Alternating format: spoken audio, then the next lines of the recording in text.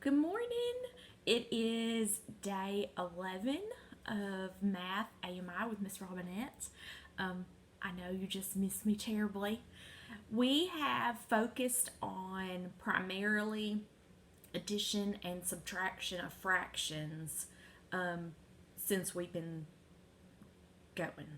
Okay.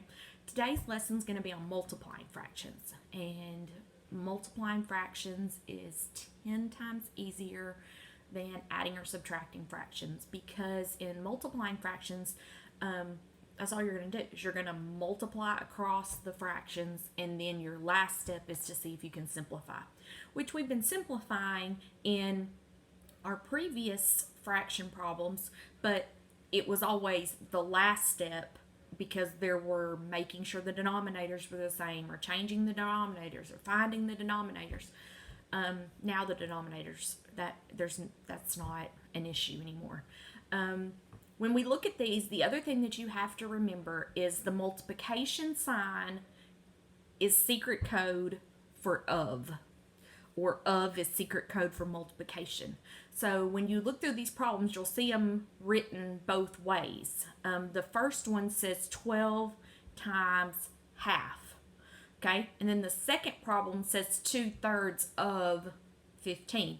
So if we were to rewrite question number 1, it would say half of 12. And right now, all of you are, oh, I know what half of 12 is. Well, that's also the first answer to the problem if you looked at it 12 times half. Okay, this is what your page looks like today. Okay, it's questions 3 through 10. Really easy. All right. When you do the multiplication, you could actually draw a picture of it. Okay. If you wanted to do half of 12, you draw one box, and that represents 12. You split it in half. What would each half be? Okay. These are problems you can physically draw out on your paper, and it will get you the answer if you know your multiplication. All right. The way that it works, if let me find a marker that'll show up. Okay. The way that it works, if you set it up on your paper, this is what it's going to look like at first. Okay. But we all know that 12 is a whole number. Okay. We know that would represent $12, 12 cookies, 12 whatever it is you want it to represent. But we can also represent this as a fraction. The only thing we have to do is draw the fraction bar and put the number 1 underneath it. Now, this is still saying 12 whole. It's just in fraction form. Fractions are secret code for division. Remember? We've talked about it. So what is 12 divided by 1? 12. Okay? This didn't change the value of anything by me putting that 1 on the bottom of it. All right? Now, when we multiply fractions, we're going to multiply our numerators together, and we're going to multiply our denominators together. Okay? So when we work this problem, we have 12 times 1 is 12, and we have 1 times 2 is 2. Okay? Now, you're looking at it, you're going, improper fraction, Miss Robinette. You are an amazing student if you saw that. Okay? 12 is bigger than 2. This problem is improper.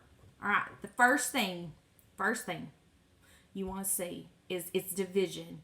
Can we divide it without doing any kind of tricks? Okay? Read it, top to bottom. 12 divided by 2. Can I take 12 and put it in groups of 2? Well, yes, you can. You know you can, because the first thing you thought was, oh, they're both even. And that's true. Okay? So we can think about this as a division problem right here and know that the answer is 6. Okay? We also could have your students, okay, may have looked at this as simplifying. And they said, oh, we can divide the top and the bottom by 2.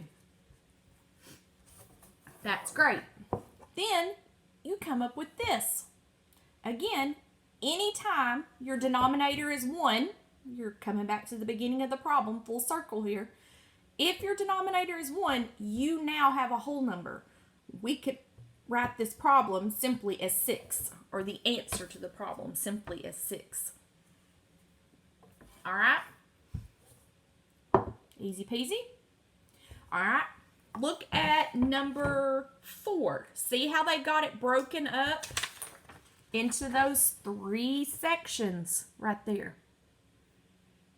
What do we know 3 times what is going to get us to 15?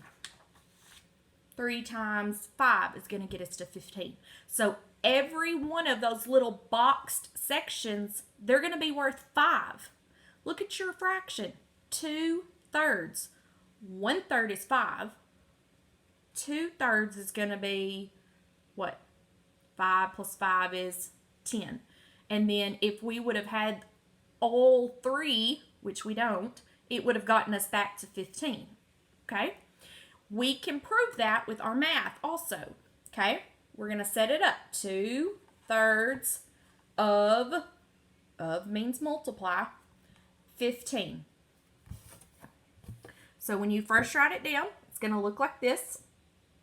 All we're going to do is draw our fraction bar and put the number 1 on it to make it look like, okay, to make it look like a fraction. Now, I didn't simplify in this problem up here.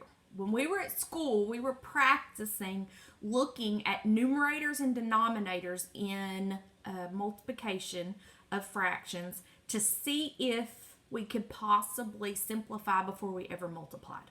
Okay, kids really loved it. It kept them from having to do this later. Okay, so take a look at this numerator and denominator. 2/3. Do 2 and 3 share any kind of groups that would allow you to write a different looking fraction? No, they're both prime numbers. All right. Now we come over here, we have 15 and 1. Obviously, that's not going to do anything. So now we can still do numerators and denominators, but we can look at them in a diagonal way here on the X. But it has to be a numerator and a denominator.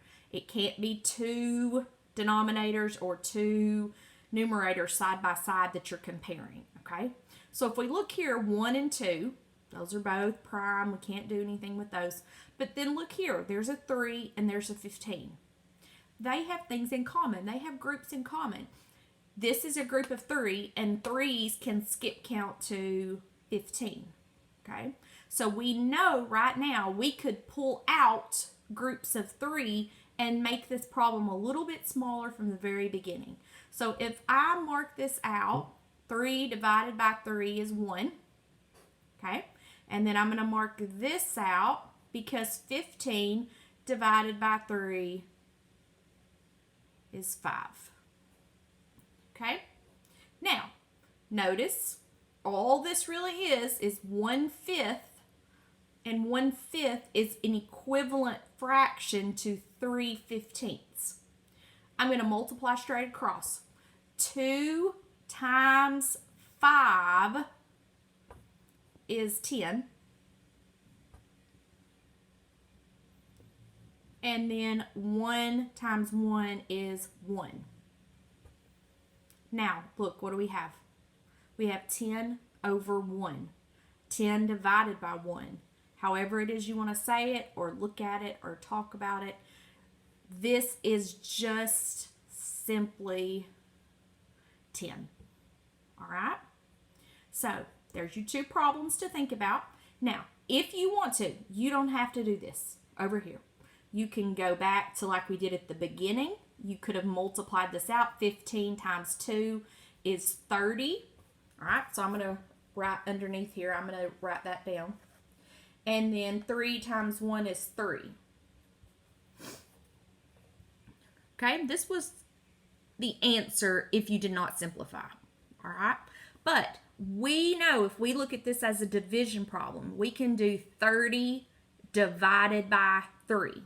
Or 3 times what is 30. All right, and then boom, you know the answer automatically anyhow. Okay, we know that 30 divided by 3 or 3 times 10 is 30. Okay? All right. I did those 2 with you. There's 2, 4, 6 more. That's it. And you're done for the day. If you need help, you can reach out to me through Remind or Facebook. Snap me a picture of what you're working on, and I'll help you. Yesterday, we did get word from the governor that school on site in my classroom will not be continuing this year. We will be doing all of our work AMI style like this for the rest of the year. It's the best thing. I mean, not for my heart, of course, but to keep everybody safe and healthy, it is. When I know more, I will share with you. I'm gonna cry. I don't know anything other than we were supposed to be out just a couple of days, and now it's turned into 2 months. We were really thinking we would go back and we get to see everybody and life would continue as normal, and it hasn't. So don't think I'm holding anything back. I've been very honest with you all from the start. Anything I knew, I shared with you. As far as what we're doing with the AMI packets as far as grading goes, sorry, I don't want to lie. Okay, when we were coming back after a couple of days, I really was going to grade them, and then we were going to review with the kids after spring break, and I mean, we really were going to use it because that's what we were on, and we were preparing to move past it, and we wanted to make sure the kids were firm in it. Now the governor has given the superintendents options as to what to do with the rest of this, and we do have to do it because if we don't, then this would be days we had to make up, and we'd have to physically, once we can go back to school, even if that's June, July, our bodies would have to be at school to make up these days. And once we're set free, we don't want to be at school, even though, because I know you want to go out and you want to do, and you want to join your baseball teams, and you want to actually get to go to dance classes again and not have them online and all that stuff. So vacations, how many of you have had huge, wonderful vacations planned, and whether it's to the lake, to Disneyland, to, y'all were going skiing. Somebody said that they were supposed to have went skiing over spring break, and you haven't been able to do it. So let's, I know it's not fun, but we're just going to suck it up and do it, okay? And again, when I know something, I'll let you know something. We're Zooming tonight at 6 p.m., so I hope to see you then. I love you.